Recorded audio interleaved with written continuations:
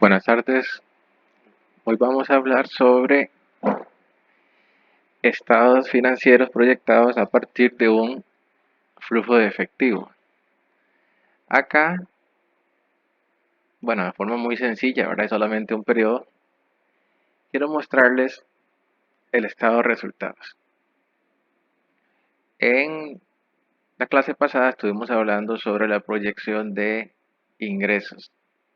Sí, estuvimos hablando sobre los ingresos del primer año. En este ejemplo, teníamos nada más dos clases de ingresos y nos daba un total de 70.625.000. Esos 70.625.000 los incluí aquí como ingresos del periodo.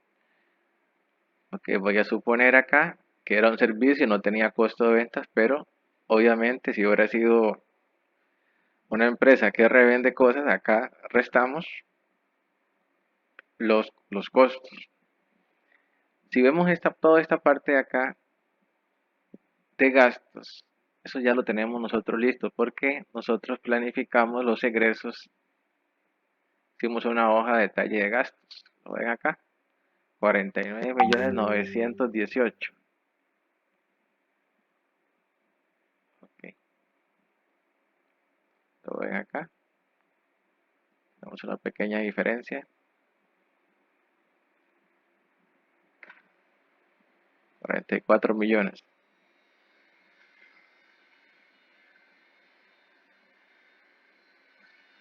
Sí, 44 millones. Quiero que veamos un momentito este detalle. No necesariamente el total de gastos o el total de salidas de efectivo planificados de un periodo no necesariamente tiene que coincidir con el estado de resultados. ¿Por qué? Cuando vimos el estado de flujo de efectivo, nos damos cuenta de que a veces hay gastos deducibles de impuesto de renta, en este caso acá la depreciación, que es un gasto real, pero que no se incluyó en los detalles de gastos del flujo de efectivo porque no son una salida de efectivo. Lo que quería era complementar y explicar eso. No tiene que dar a un 100%, no tiene que ser un 100% igual el flujo de efectivo de entradas y salidas de dinero con el estado de resultados. Eso es lo que quería explicar el día de hoy. Pueden haber diferencias. En este caso, más bien, tenemos un impuesto de renta por pagar. Ese impuesto de renta sí tenemos que incluirlo acá, y lo tenemos en azul, en el balance general. ¿Algún otro dato importante? Por ejemplo, acá, digamos, tenemos este dato, 4.862.000. ¿De dónde sale eso? Debería tener una consistencia con el flujo de efectivo que nosotros estamos planificando para ese año. Pues acá yo estoy anotando que para el final de ese año va a quedar un flujo de efectivo de 4.862.000. ¿En qué puede variar? Puede variar este dato si la empresa ya tenía dinero en su cuenta bancaria.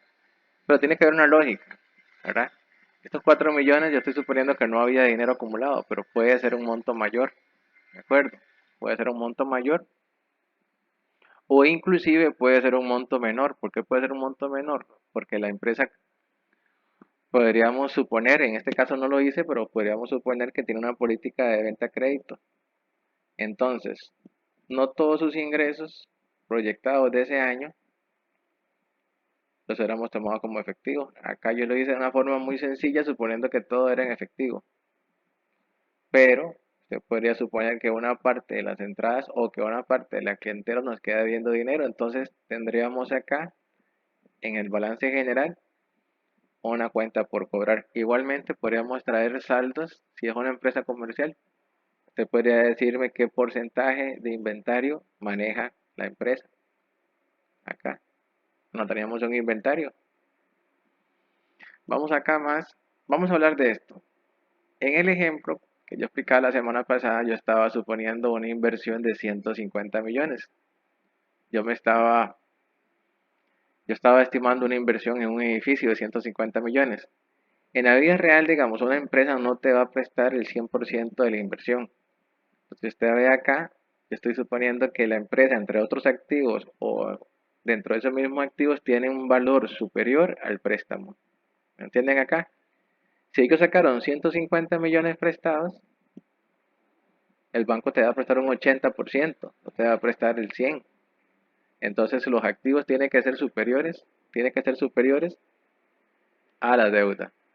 Otro detalle que quiero que observemos es el siguiente. Documentos por pagar. Les acabo de decir que eran 150 millones prestados. Entonces, ¿por qué estoy anotando 148? Observe esta parte, muy importante. Nosotros tenemos una programación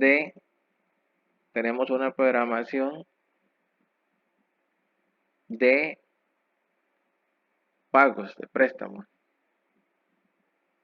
Entonces nos fijamos acá en la fecha 12, más o menos cuánto es el saldo final, por acá.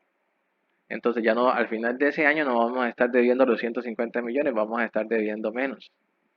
¿Ves acá? Para que tenga lógica el ejercicio. Algo que omití, se me fue en este ejercicio. Acá esta utilidad podría disminuir más. ¿Por qué? Puede disminuir más porque acá no incluí los intereses. ¿Cómo sabemos cuántos fueron los gastos por interés que son deducibles de impuesto de renta? Muy fácil, nada más nos vamos acá, igualmente a la programación del préstamo y sumamos. También les pido ese favor, vamos a sumar acá, todo acá, los primeros 12 meses y eso lo vamos a incluir acá en el estado de resultados como un gasto por interés y obviamente la utilidad va a modificarse. Ok, lo que quiero es con el ejercicio es preelaborar una situación financiera, unos estados financieros, pero partiendo de las finanzas. Veamos cómo hay una concordancia entre las finanzas y la contabilidad. O sea, la contabilidad y las finanzas no son hechos completamente aislados, son primos hermanos, digo yo. Entonces tenemos que fijarnos en esta parte. Y algo muy importante, si esto fuera un caso de la vida real, o si la empresa ya venía trabajando, esta situación, este reflejo en el estado de resultados y en el balance general debe tener una consistencia, una similitud con los años anteriores. Les he explicado que el banco nos va a pedir 3 años hacia atrás. Entonces va a comparar que tenga consistencia. Por ejemplo, aquí vendió 70 millones. El analista va a revisar si el año anterior vendieron 60 millones, 65 millones, 50, si tiene coherencia.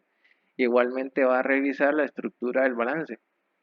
Igualmente acá, digamos, yo no le quise incluir como una historia, pero acá puede ser que rastremos cuentas por cobrar, inventarios, más activos. Y acá, un tip nada más para efectos prácticos, nosotros vamos a cuadrar acá la ecuación contable con el patrimonio. Okay, ponemos los activos, tenemos los pasivos, tenemos un pasivo acá y obviamente voy a arrastrar la ganancia. La ganancia va a ser menor porque me faltó incluir los intereses y cuadramos la ecuación contable, activos igual a pasivos más capital. Vamos a utilizar ganancias del periodo. Ok, ganancias acumuladas, perdón. Ganancias acumuladas para equilibrar la ecuación contable. Lógicamente que todo esto tiene que tener concordancia con la historia de la empresa. En este caso ustedes lo van a inventar y puede ser que la empresa sea de cero. Pero vean lo delicado que es esto y la lógica que tiene que tener esto, ¿verdad? Bueno, esa sería la explicación de hoy. Lo único que quiero es que hagamos una simulación del estado de resultados. No tiene que coincidir, pero tiene que ser similar al flujo de efectivo. Y quiero que incorporemos en este balance general borrador efectivo, la inversión, el proyecto que vayamos a tener, el pasivo si tenemos algún préstamo y cuadremos un balance general como un primer borrador. Muchas gracias.